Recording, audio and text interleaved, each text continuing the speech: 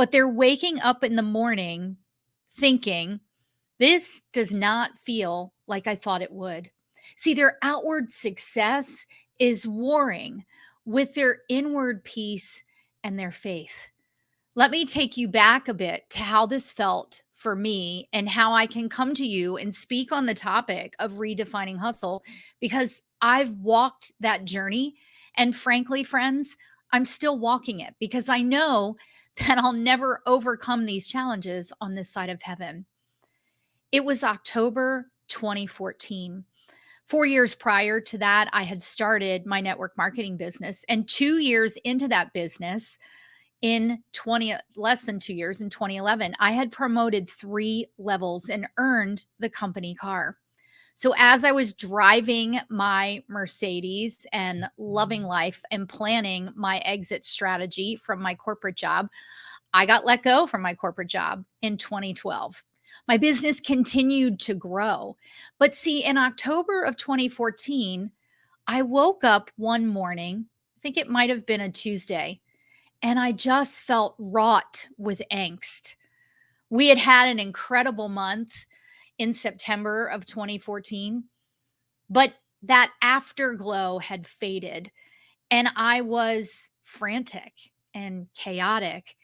And I looked in the mirror that morning and thought, this is not what I thought this would feel like to have all of this outward success. Jesus found me when I was face down, battling this war that I thought I had to fight on my own. Why was the money not enough? Why was the growing team not enough? Why were the stages I was stepping on not enough to fulfill me? Why? Because the hole that I was trying to fill, and I believe the hole that some of you may be trying to fill, is a Jesus shaped hole. The casualties of that war cost me time of constant swirling thoughts. Do you know how much energy your mindset takes up? You know, when Jesus tells us not to worry in his Sermon on the Mount, he means it.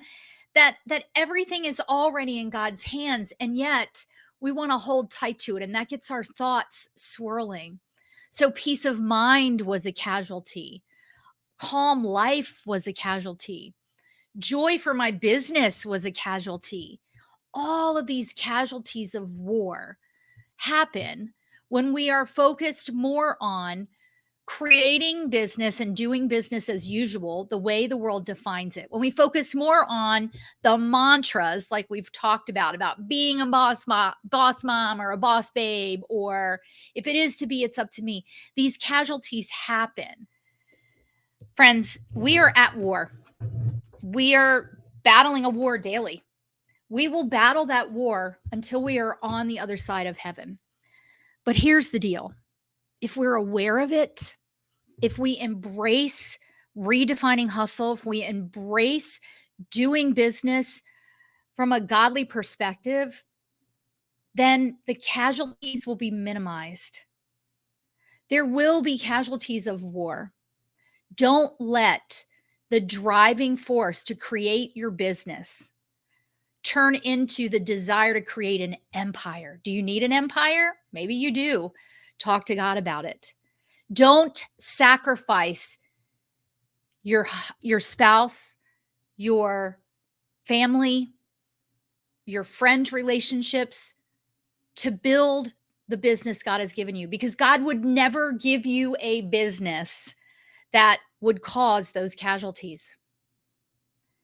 This is a tough topic because we all know that we've been given a purpose to walk out in the marketplace. But I assure you that God did not put you in that place and position you there for there to be casualties.